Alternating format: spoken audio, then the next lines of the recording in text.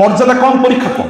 রাসূল সাল্লাল্লাহু আলাইহি জীবনে এত বেশি পরীক্ষার মুখোমুখি হয়েছেন। আপনি এই পৃথিবীর একজন মানুষের নাম বলতে পারবেন যার জীবদ্দশায় তার সব সন্তানরা মারা গেছে, তার বাবাও মারা গেছে, তার জন্মের আগে তার মা মারা গেছে, তার জন্মের 5 বছর পরে তার দাদা মারা গেছে, জন্মের 8 বছর পরে, এরপরে কি তার সবচেয়ে প্রিয়তম স্ত্রী তার সামনে মারা গেছে, তার চাচা তার সামনে মারা গেছে, তার সবগুলো 7 সন্তানের মধ্যে 6 জনই নিজে কবর দিছে।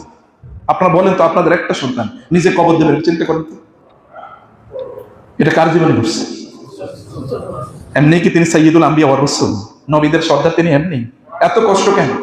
আলাম ইয়াজিদকা ইয়াতীমান ফাআ, আপনাকে কি আমি ইয়াতীমের শিক্ষা পাইনি? ওয়াজাদাকা দাল্লান ফাহাদা, আমি আপনাকে এরকম পাইনি যে আপনি পথারা কি করবেন আপনি বুঝতে পারছিলেন? ওয়াজাদাকা আইলান ফাগনা, আমি কি এরকম অবস্থা আপনাকে পাই না যে আপনার কোনো টাকা পয়সা নাই? এরকম অবস্থা আমি পাই না। আপনার জীবনে যদি বড় কোনো সংকট আসে, তাহলে এটাকে সবসময় মনে করার কোনো কারণ নেই, এটা শাস্তি। And most of the cases অথবা আল্লাহর পক্ষ থেকে এটা একটা প্ল্যানের অংশ। আপনাকে আল্লাহ অনেক বড় করতে চান, অতএব কি করতে হবে?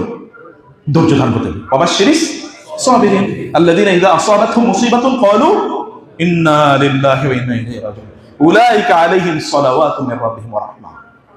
আল্লাহ তাআলা এদেরকে সালাম পাঠান, শান্তি, আল্লাহর পক্ষ থেকে এদের জন্য স্পেশাল রহমত থাকে।